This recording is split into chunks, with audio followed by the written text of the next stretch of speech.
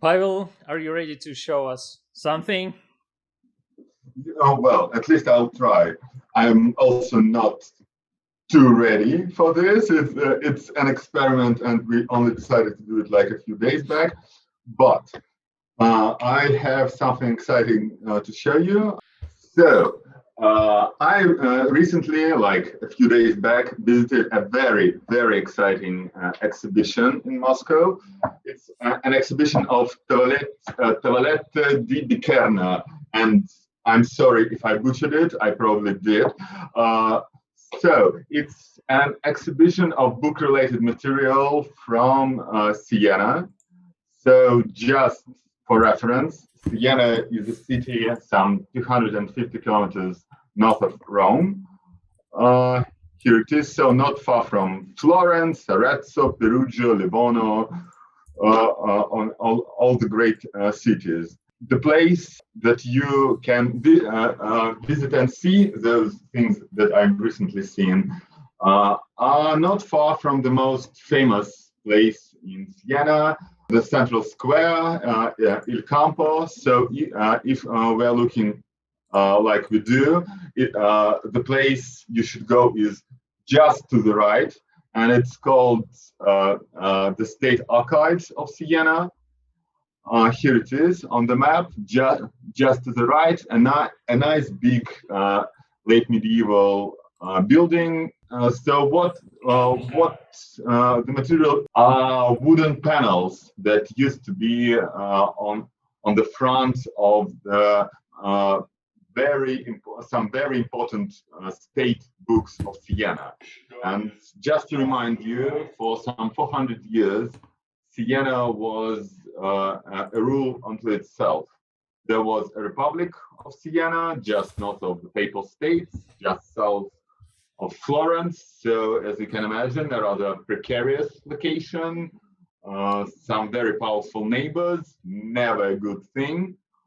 And as far as I remember, there are still remnants of these old republics there. Besides, no, not besides, but San Marino is, I think, considered to be the oldest surviving republic in Europe or maybe in the world. So, and you can see it on the map here.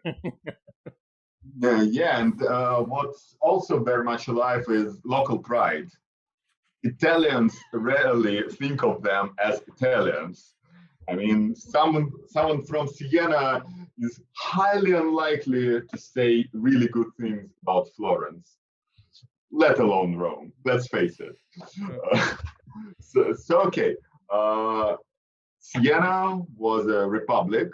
It wasn't ruled by a single family, but it was instead ruled by a rather complicated system of bureaucracy, which drew largely on the local patrician families, old families. And this is Siena's town hall that was very much the center of their power. And the objects I'm going to be showing you were all actually used in this place. So what is it we're talking about? A typical Tavolette di Biccherna, or to translate it to English, a small wooden panel from the state chancellery, looked like this. So basically a painting. It's made on wood, it's painted in oil or in tempera. This one, I think, is in tempera. It often incorporates lots of gold, some heraldry, and also often portraits of the notable people of the time, like the head of this department or a head of that department. And this is how it's usually seen in books, because it's a very famous and very well published set of medieval materials. It's one of the best sources for the visual culture of Renaissance.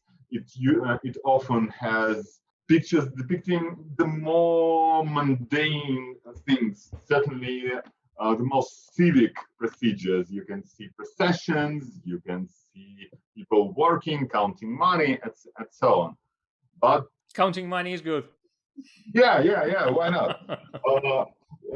The thing about these paintings, these panels, that makes me really excited about the fact that I've seen them is that they're really rarely exhibited. All of it, like all 100 plus panels, are in one place in the State Archives of Siena. And it's not a big museum. They have a small place dedicated to showing this material, but they hardly ever landed. Well, my wife and I have been to Siena some 5 years ago, and we enjoyed the visit, saw some interesting things. But I never heard about these wooden panels before you sent me some photos a couple of days ago. So, yeah. Yeah, they don't exactly promote themselves. It's sort of a side hustle, you know. They were made to do it, so they do it. They do have a wonderful website displaying almost all of the material. They have not too detailed, not too many photos, like a single shot for a panel, and it is concentrated on the imagery. So we don't really see the object themselves. For example, this is the earliest one. Am I right that most of them survive as panels, not as Yeah, covers of books? yeah. Actually, until 2 days ago, I didn't even know that they survive as anything other than panels themselves, because it's only the panels that are always reproduced. This is a very famous one. This is mid 13th century. It's probably only the second one ever made. We know of an older one, but it doesn't survive. But this is a very typical thing. They are almost always divided into two registers. On the top, you have um, some kind of scene, often incorporating the man who paid for painting it. And we have to remember that all of these people, despite working for the state, being a part of the state, were very much from a rich and established class of people. It's only about a few dozen families that provided uh, uh, this sort of people. So here's one, and here is another.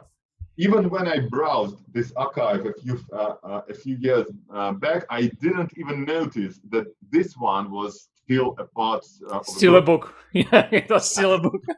It's still very much a book. And spoilers, this is one of the books that they brought, and it was a highlight of the exhibition, which was in itself a very impressive one. So maybe we can switch to the photos. So let's see what we get here. Here is an early one. You can see the format. Again, two registers. We're looking at the upper one.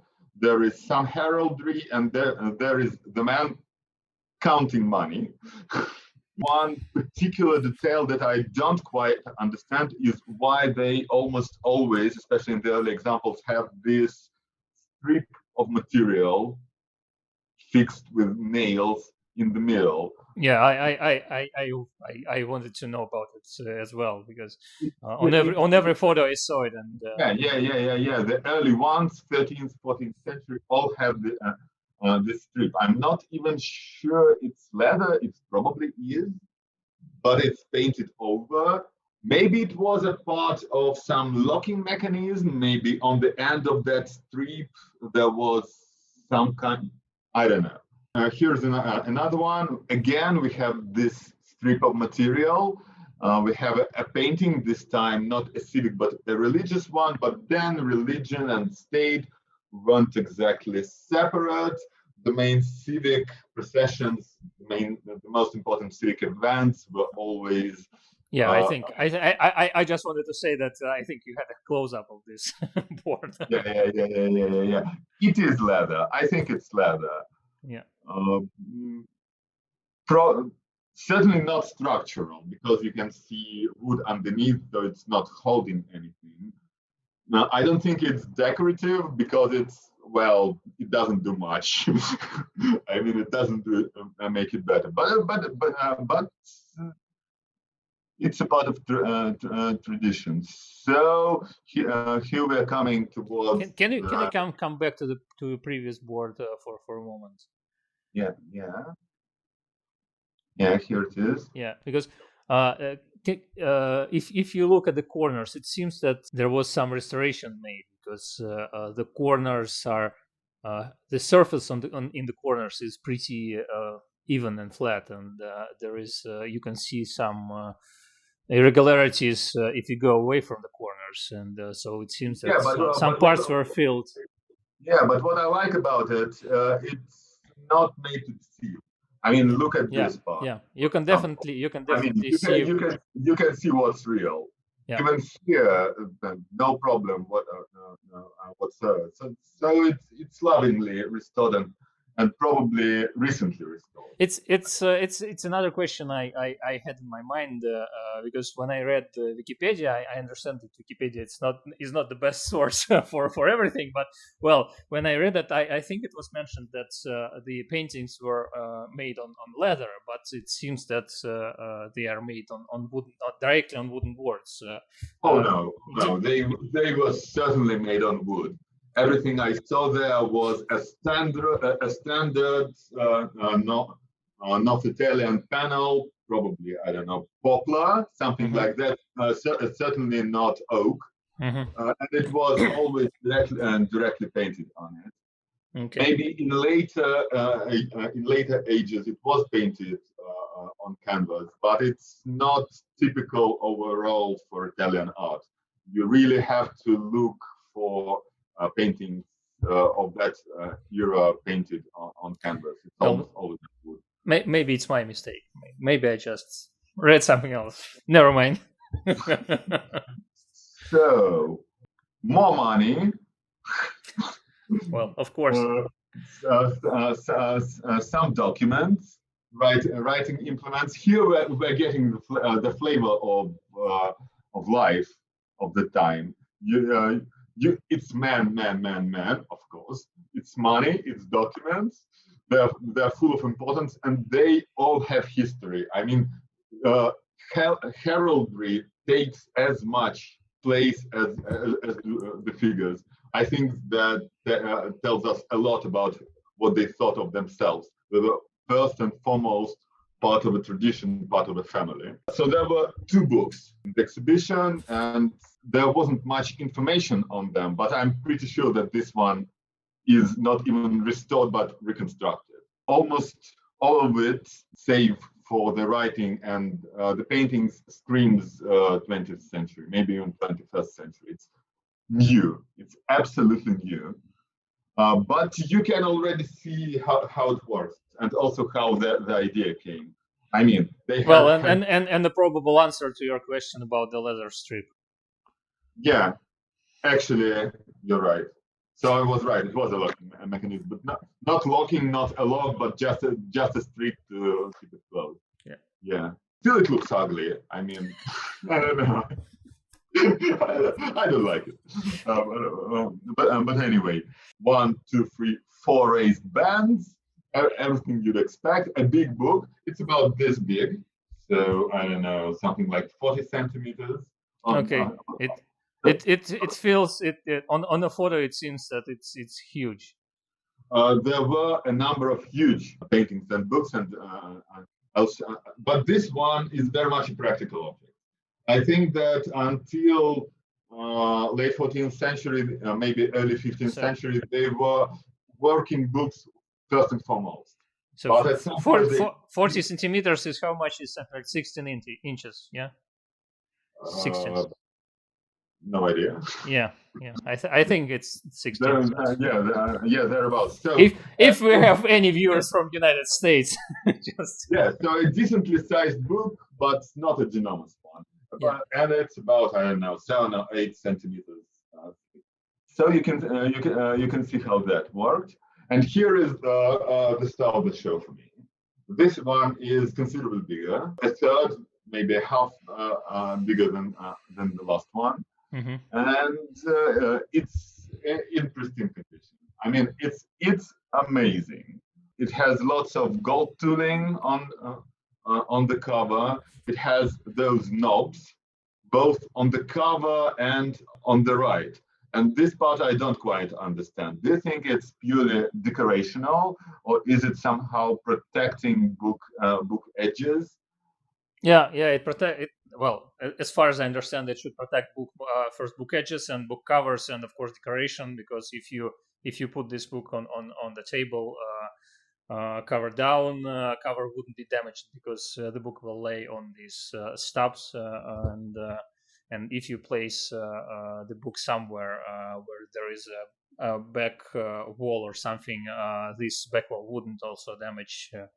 And the book will remain protected. I had one more question. I think when you showed the list of these boards on the website of the museum collection or whatever, this book was one of the latest according to the numbering system.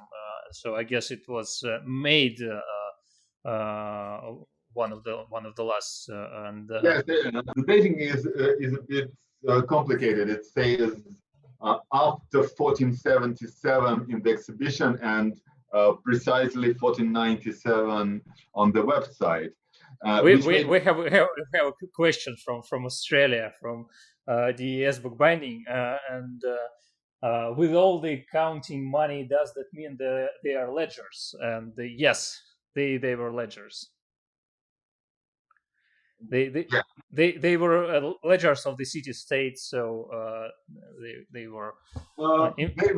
It was all sort of state-related material.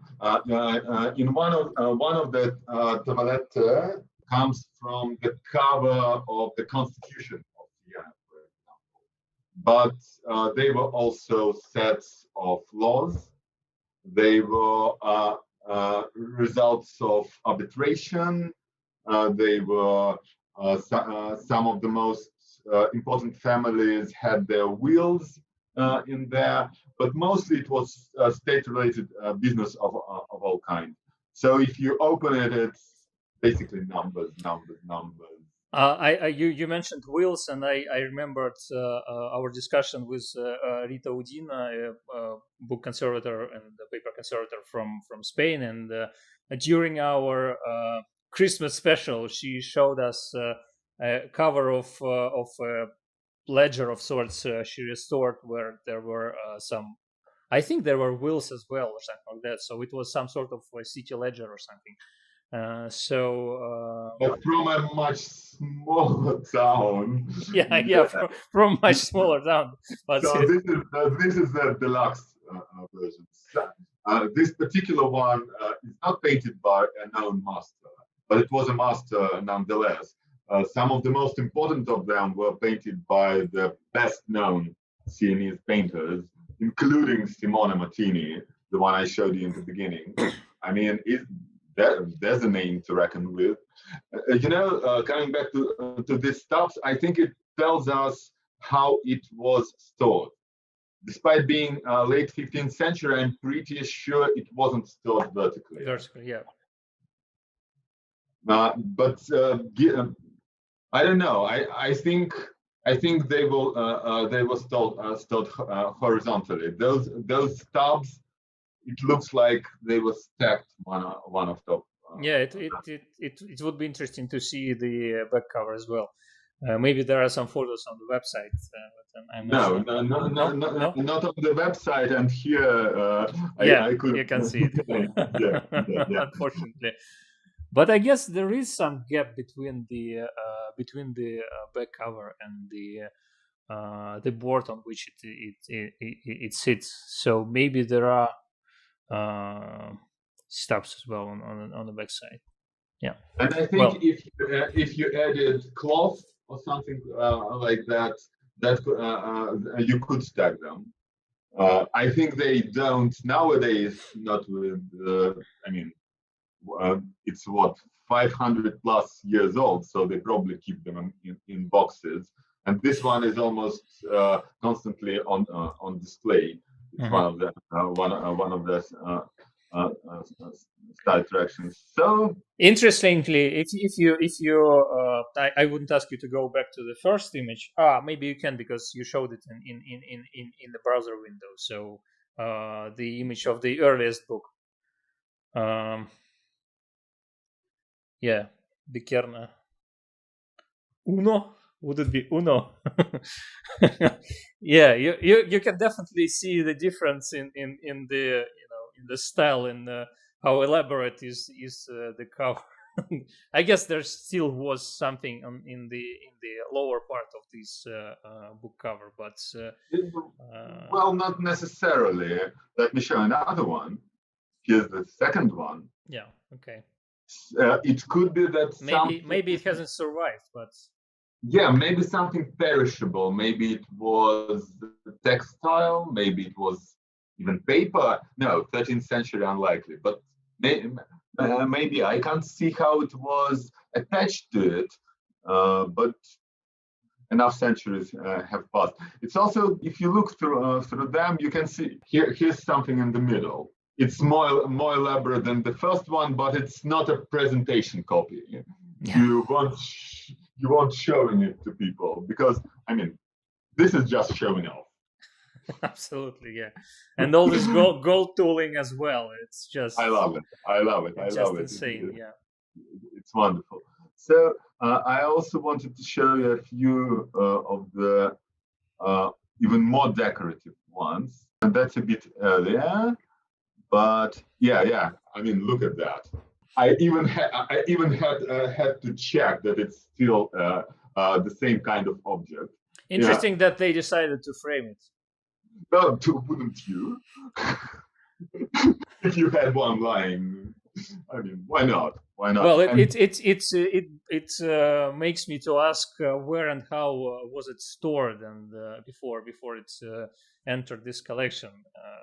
Maybe it was held in some family, and they put it on a wall or something. No. It wasn't. It was continually kept by the state Okay. until the dissolution of chancellery, Biccherna, in 1760s, I think. So even longer than the republic existed, but gradually all those old traditional political structures were dissolved and it was sent to the archives. Maybe somewhere along the way, a director of archive or some local minister decided to show it off. I don't know. But these are also genomas. I mean, these are this big. Okay. This big. These are very impressive, and also so very civic. I mean, this is probably a marriage. There is another one that I like even more. This is the best known one of the set. I felt really privileged standing in front of it. It's reproduced continually. I mean, every second book about Renaissance I see this. The reason for that is that you can see what life was like inside the Duomo, inside the cathedral. You can see where the altarpieces stood. You can see what people did in front of them. You can even see textiles decorating them. That kind of detail. So that was also fascinating. Interestingly, on this painting, it really seems that the person standing in front of the fresco, in front of the wall painting, almost interacts with I don't know who is represented there. Is it Virgin Mary or somebody else? But it seems there is a real interaction in there. And I think that's how it felt. If you've ever been present at a gathering of true believers, you can see they exist in their own reality, and it's all very much real for them. I went to Sergiev Posad on their main Saints Day, the paint Andrei Rublev, and it was amazing. People were talking to him, people were crying, and you can see it was part of their life too. Yeah, absolutely. Yeah, I just mean it's amazing how here it becomes absolutely different reality, and these realities merge and these layers of of painted realities. So yeah. But curiously enough, the main purpose of these paintings, at least initially, was to tell apart one book from another. Yeah. So I mean, it's like a colorful jacket, a colorful a book jacket. yeah, Yeah, I mean, I lost all the words. Sorry. Yeah. I mean, here is Biccherna one. Yeah. What can you see? You can see Don Ugo Monaco. So you know it's a ledger referring to the years when he was the head of the department. So you And you come to the storage, look at the book, and oh, I know this guy. That's the book I'm looking for. so this is probably it. That's what I wanted to tell you. It was exciting. If you have a chance to go to Siena and see all of this material, do. As usual, we would really appreciate if you join the crowd on Patreon. The pledges start with only $1, €1, or £1, depending on your region, and every dollar counts. Every dollar helps us to improve and move our projects forward. And as you probably heard, we need some more money to pay for the translation of the Spanish and French podcasts. And yeah, we have a lot of ideas of what to do in the upcoming months, and I hope you all will like it. So Yeah, but if you can't support us, just continue watching us and show us to someone who might like us. Share one of our videos to your bookbinding nerd friend. yeah, shares help quite a lot. Shares and like, and subscribe, of course. Subscribe to our YouTube channel. Subscribe to our Instagram. I love our Instagram account. I think it's pretty spectacular, and I should say that that's probably because of the work of my wife, because she's the person in charge of our Instagram account. Well, at least of the editing of all the material. I still have some inputs by choosing the material. Glad to hear that. Yeah, yeah, yeah. But still, it's spectacular because she edits everything.